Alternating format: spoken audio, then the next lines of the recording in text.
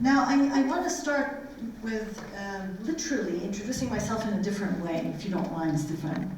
So, I say my book is called 5 Scarves, but I like to introduce myself by saying that I wear 5 scarves.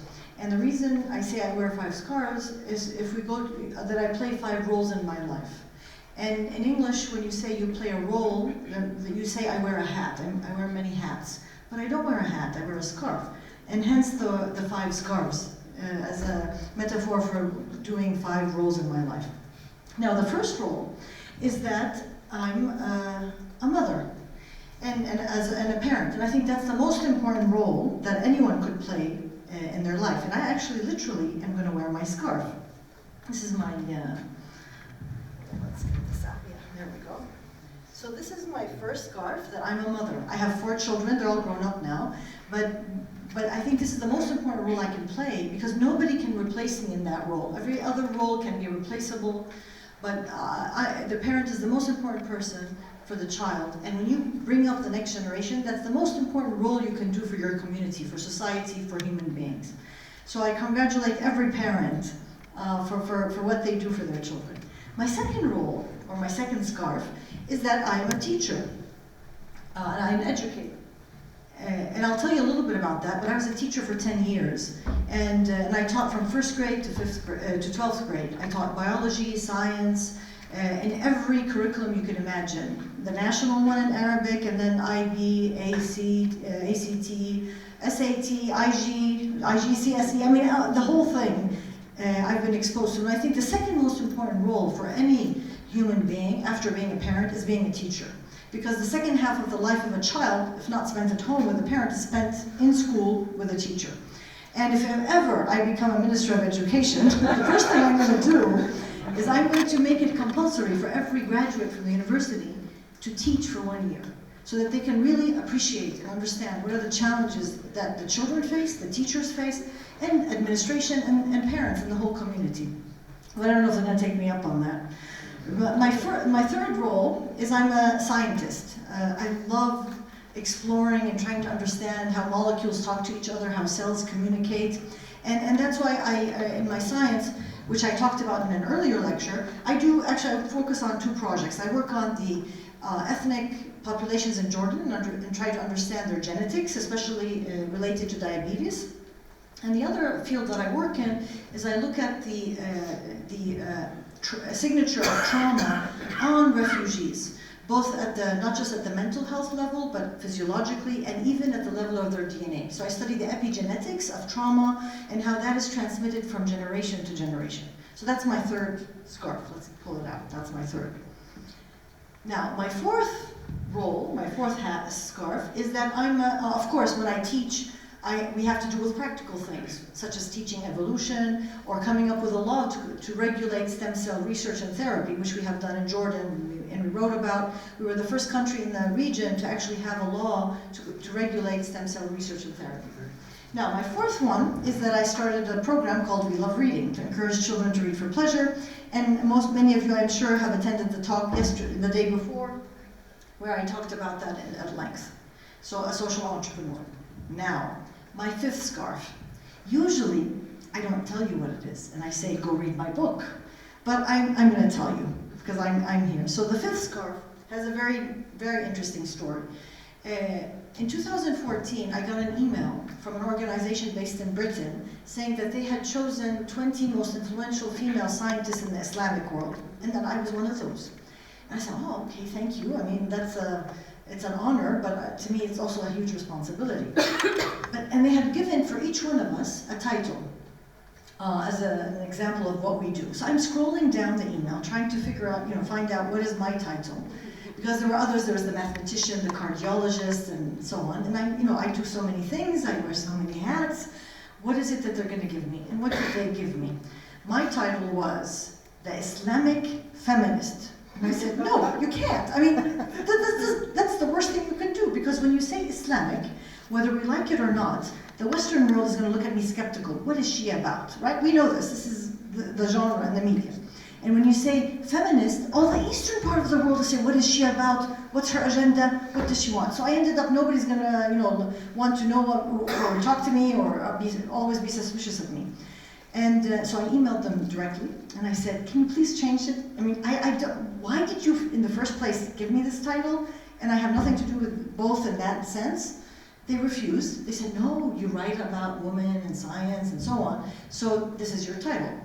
So since then, I took it upon myself to own that title, to redefine it on my own terms. So I set on a journey of interviewing women from all over the world, from different sectors, and even men for that matter, to try to redefine what does that success in general, in my terms, so that term that was given to me, that label, I could make sense of it.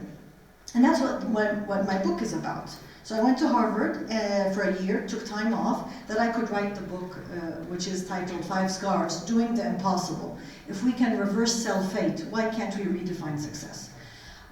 So I'm going to share with you, in the spirit of storytelling, and I mentioned this earlier, that there must have been in the past 2 groups of people, one who sat around the fire and told stories, and another one who didn't. And it was the ones who didn't tell stories frowned upon those who were telling stories and accused them of wasting their time. But you can imagine which group of people actually survived today. It was the storytellers. And I'm repeating this because today, in Nature, there was a review of another book that's called Transcendence, about how humans have evolved, and that storytelling was an essential part of their success in surviving over the millennium. So in that spirit, I'm going to tell you, share with you a number of stories, starting when I grew up. So I grew up in a family where we didn't have a TV, and we read a lot. We read books, novels, we read magazines and journals, and we had a lot of discussions with my parents on every topic you can imagine. Challenging them and learning very early on how to create a good argument and how to rebuttal a good argument. And then when it came time to go to the university, and this is very typical to many places around the world, is that if you're smart and you're the eldest, you usually follow in your father's footsteps on one hand, and if you're smart, you go into medicine and engineering, right? And so, of course, my father was a physician, I was the eldest of 8 girls, so it was expected I would go into medicine, which I did for my freshman year. But then after my freshman year, I decided to switch because I was scared. I was scared of becoming a physician and making a mistake and killing somebody by accident. And then I wouldn't know how to sleep. So I thought, you know what? I love science, I want to help humanity, but if I become a basic scientist, I can still discover the mechanisms behind disease, and I can sleep at night if one of my mice dies. I can handle that one. So I started studying biology. Now, and the message here is that because I chose something that I enjoy and I love, I actually never feel that I work. Every day it's fun. I'm just having fun all day. Right? I never work. And I tell my kids, my own children, that if you study what you love, what you enjoy, I don't care what you study. You could study whatever you want, even if you want to be, what any society would consider not the optimal job, so long as you make it perfect, right? You perfect it. So if you want to be the person, the nice way of saying, if you're going to be the sanitary engineer who makes sure everything is clean, that's fine with me, but you have to be the best one, right? You have to make it perfect. And so that was how I started. I became a biologist. I studied my undergraduate, and then I had a master's in Jordan. However, in Jordan, we don't have any PhD programs. We still don't. We only have one small one. So I sent letters to other universities around the world to enroll in their PhD programs.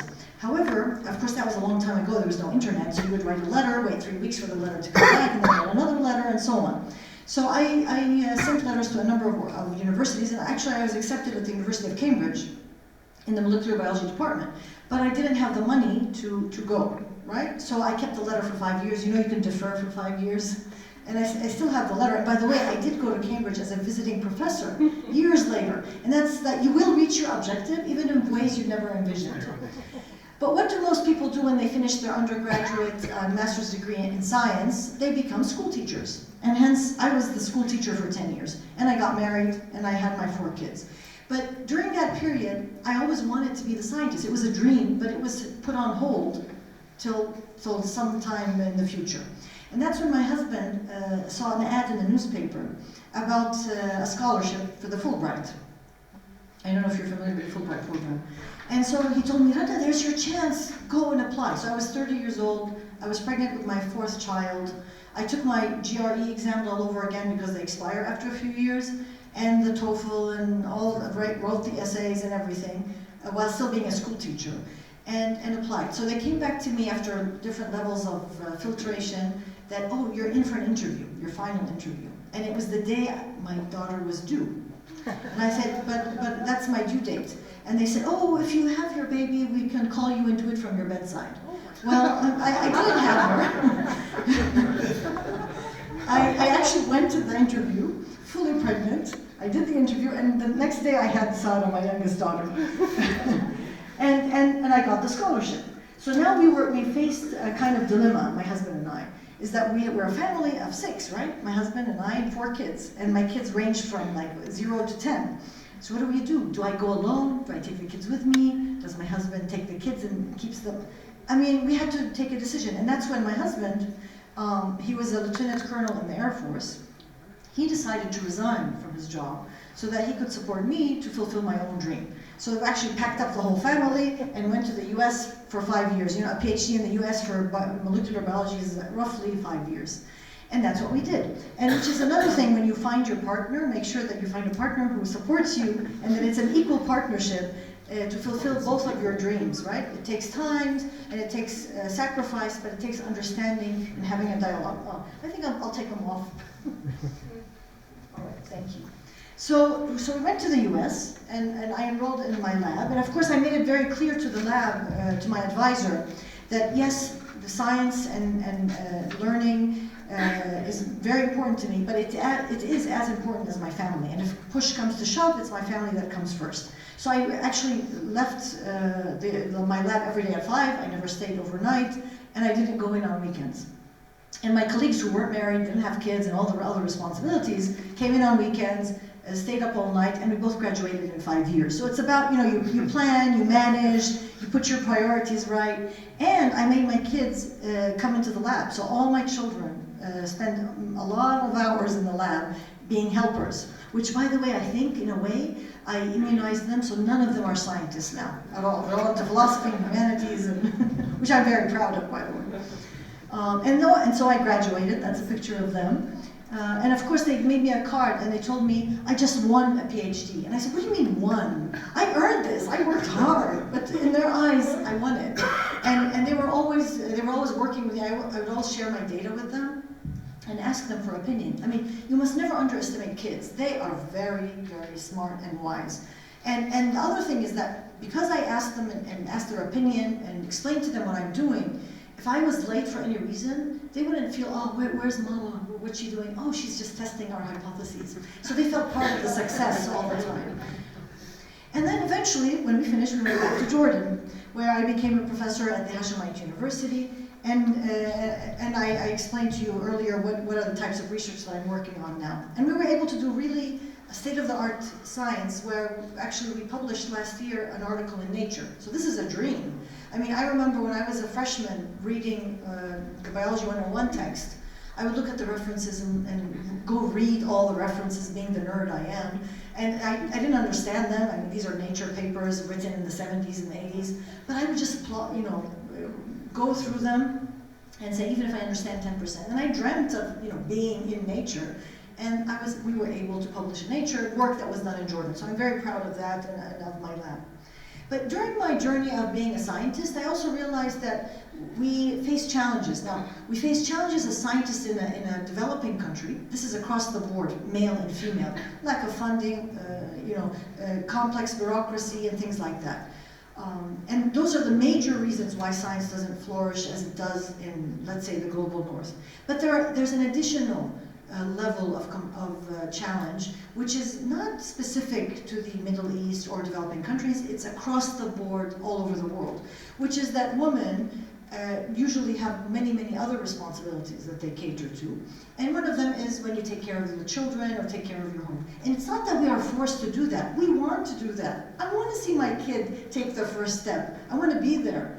And so that takes time out from really being able to engage with other scientists and learn from other scientists. Because when some of our male colleagues, they'll just hang out, have coffee after work, which is really important because you need to share your ideas, what's the next conference, and so on.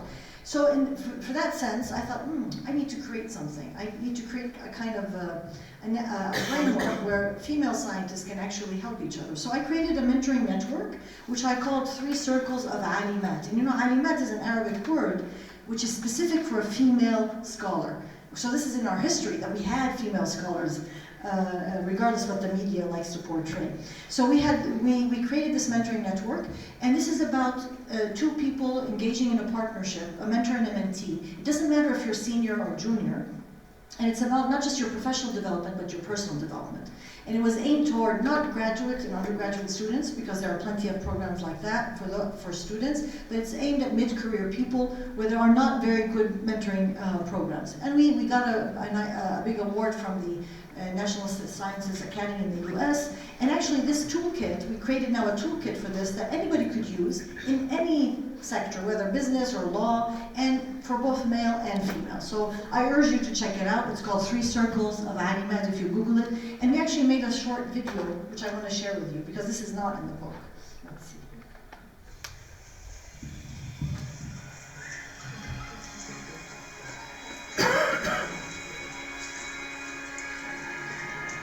The world needs us because we are scientists, teachers, artists.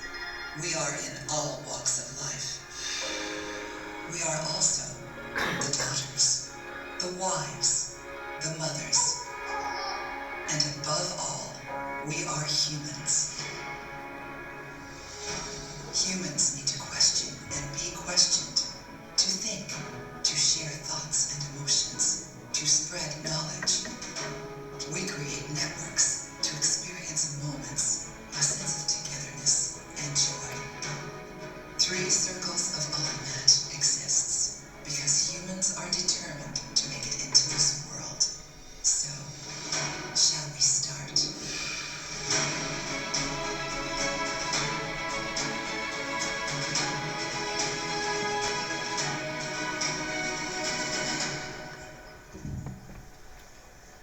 So this project led me to keep, I'm very curious and I like to question a lot. So this led me, and sometimes it's about seeing what everybody sees but thinking what no one else has thought, right? And it's about shining the light in a different part of the room.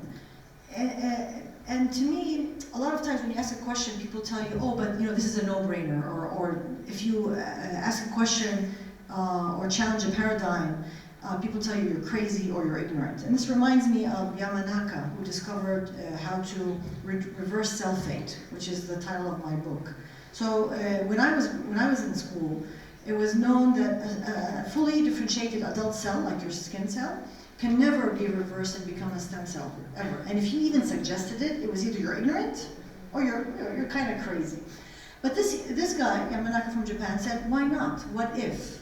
And he actually did research and was able to show that you could reverse a cell, even after it had been fully differentiated, and he got the Nobel Prize in 2012 for his work. So I thought, oh my God, okay, so we're going to use this approach and start challenging things. So one of the things that I wanted to challenge was the statistics that shows that the percentage, and the reasons behind, that the percentages of women in every walk of life, especially in a career, I'm saying, are very low compared to men. And this is statistics that we know is available online for every country, for every discipline. And the question became, how do we increase women's representation in these sectors? Now and I wanted to approach it from a scientific way. So I wanted to see what are the hypotheses put forth by experts in this field to try to explain why the numbers of women are less. So the first hypothesis that's put forward by many let's say, organizations that are involved in this issue, is that we have less women who are actually educated. And I'm starting with STEM because I come from the STEM field. So this is a very well-known figure, came out, I think, last year or the year before, from L'Oreal, who really wants to work on women in science. And they show that the percentages of women in high school are less than men and keeps going down as the career advances compared to men. When I saw that, I thought, wait a minute, there's something wrong with this graph. I teach at my university, and the percentage of females in my classes, which is biology for medicine and pharmacy and basic sciences, is actually sometimes 70%. So this does not apply to my part of the world. And as I asked and interviewed other women and looked at statistics, this doesn't hold. This only holds for maybe the US and Europe, or parts even of Europe. So I wanted to draw, this is what I know, that yes, no, women are even not fully represented, but even more than men in school and undergraduate education, at least in Jordan, for my case, and in other countries. So the hypothesis that women are not educated enough, and that's why they're not in the career, is not the right explanation, at least for my part of the world, and therefore probably it's not for the rest part of the world. There's something else in there. And I actually like to show this, and I say, when the West is coming to me and saying, you know, you don't have enough girls in STEM, to tell them that no, we do, and maybe there's something you can learn from us. Has any social scientist come and studied how come we have more women and who do better in STEM compared to men? No, because the assumption is that these parts of the world are developing, they're not equipped enough, and so they must need saving to a certain extent. And what's scary is, it's fine, people have different perspectives, but what really pushed me to write about this is that I was in a small village in northern Jordan, and I was giving, we were talking about We Love Reading and about women and empowerment, and this young woman comes to me and tells me, but we don't have enough women in STEM in Jordan. And I said, and she's coming from a village, and she knows her classmates, and I said, where'd you get this information? So she's just repeating what is put out there in the media, what the West is putting out there as the problem and the challenge. So we don't stop and think, wait, let me make my own research. And that's why we need more social scientists. And we need more people in the humanities and more people who study history and so on, to really do that research and find it, and not just take any research that was done and generalize it for the whole world. All right, so I made a good argument that it's not, the reason we have less women in higher positions is not because of education, at least that's not the prime reason. So what else could be another reason or hypothesis? So of course we've heard of the leaky pipe, where as you go, as you go further in a career, you have less and less women. And if you really unpack that, you see that the less women are the ones who get married and those who have children. So apparently that plays a role why women are not engaged in the workplace as their careers advance. So one of the solutions was, rightly so, for asking companies to introduce measures to accommodate women, whether they're women who breastfeed, nurse, or women who are pregnant, giving maternity leave, and also accommodating men for that matter. So these, let's say, these elements were introduced in many companies. Now, I'm going to say two things. Even though they were introduced, and many companies are actually implementing them, I was in Vienna in January, and we were in a meeting in Vienna in the UN. So the UN should be the epitome of civilization and humanity. I was there with another colleague from Bulgaria, by the way, and she had just had a baby boy, but she was invited because she was a mathematician, a professor in mathematics. And we were there talking about challenges facing women, and she mentioned that her baby, first they had to make an ID for the baby to enter the building. All right, well, that's fine. But there was no place for her to breastfeed her child. And they told her you could do it in the bathroom. And to me, it's like, what? All this talk about women and equality and giving, if the UN doesn't have a place, then there's something wrong, right? Another interesting piece of news, this came out in 2014, by the way. Apple and Facebook offered their female employees to freeze their eggs until they're over 40 or until they're retired. To me, what does that tell you? To me, that tells me that there's only one way of succeeding. There's only one framework of what works like, and that does not take into consideration the biology of a woman, right? Because at least if we're going to talk about men and women, for the sake of just using an example, we are equal in everything, but there's at least one difference between men and women, at least one. And I don't think anybody can argue, is that I have a uterus, I can have a child, a man can't. Although somebody once told me, well, when technology is advancing, men will be able to be pregnant. And I said, okay, when that happens, we'll discuss that. But at the time being, and we can nurse our children and as females, but the men can't. So to me, it's that, and that's not given advantage. The response to that is, okay, freeze your eggs till you're over 40. Which is against biology and evolution and how we evolved as a species. So this makes me think of this cartoon. that the framework of work is made in a way that there's only one measurement of success, of what it should look like, which is male dominant. And we're being measured against that, against our biology. It's like when you tell a fish you're only successful if you can climb a tree, right? And the fish can't. So to me, the framework of work that developed along the last 200 years, especially after we finished from the agriculture and now we're more into the industrial, it was made for men because men first entered that field. They created that framework that suits them. They weren't thinking of someone else. And when women entered later, after World War, the World Wars, they didn't say stop, we're different. I'm saying only different in having a baby, nothing else. Because we want to make sure that the differences are not taken advantage by others for another reason. So at least for that, but we didn't. As females, we said, yes, we'll do 9 to 5. Yes, we don't have to be with our kids. And even today, I mean, I know professors at MIT I've interviewed who cannot say in front of their colleagues that, oh, I want to go home and check on my child. Because then they will be considered less serious about their job. So I mean, other countries are better than others, but this is a general trend.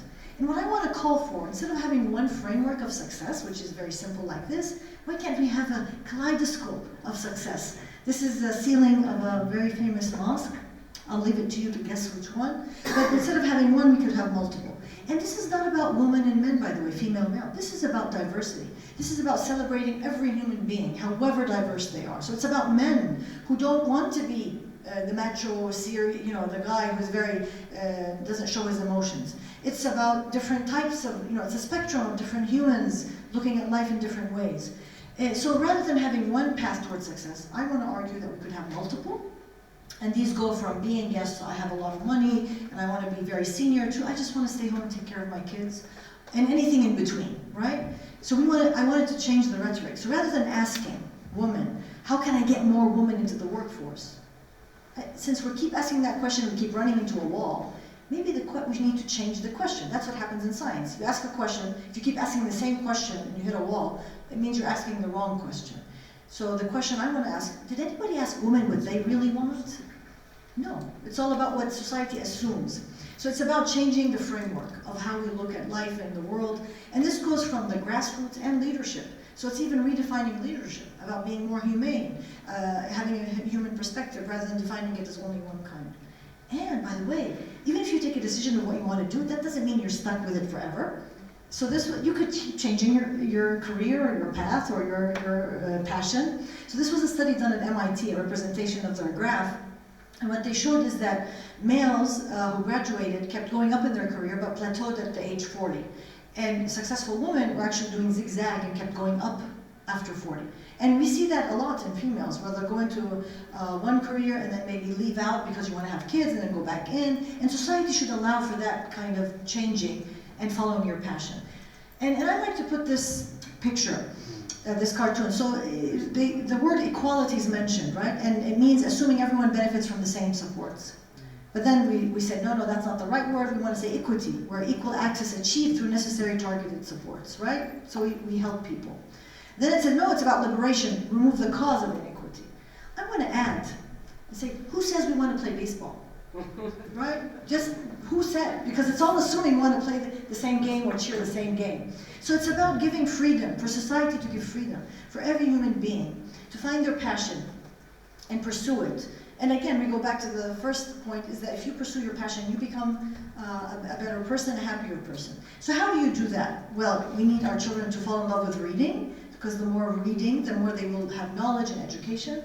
They need to know themselves, really explore who they are, what they represent, and so on, and find their passion. And then teach them innovation and entrepreneurial skills so that they can create their own jobs, especially today. With unemployment, there's not enough jobs around, so I call that an opportunity to create a new job. And with the internet, you're connected to the whole world. You don't need anybody. You can really do whatever you want. And in the end, if you're doing what you want, following your passion, you become a happier person. And when you're a happier person, everybody around you will be happy. We can tell you that. When the mother is happy, everybody else is happy. So everybody is unique. I mean, as a biologist, your DNA is different from anybody else. And even if you're twins, with epigenetics, you're not identical. The environment affects your DNA. So because you're unique, you have something to give to the world. And to try to make a difference in the world. And if somebody tells you, what are you? You're just a drop in the water. And you can tell them, well, what is the ocean? Except millions and millions of drops. So it's up to us to try to do something. And we need to write our stories. We need to share who we are. We don't want others to write about us. We want to write. And that's why I encourage you all to write your story. Don't think, who am I? No, you are special and you are important. And actually, I have a dream. This is like one of my it's a dream that I know you have to believe that something exists. So I believe, this is just a picture, but I believe there's a diary, speaking of writing about your life, right? That there's a diary written by a female 1,000 years ago in this region. Because the Islamic civilization was very advanced. There were scholars everywhere, male and female.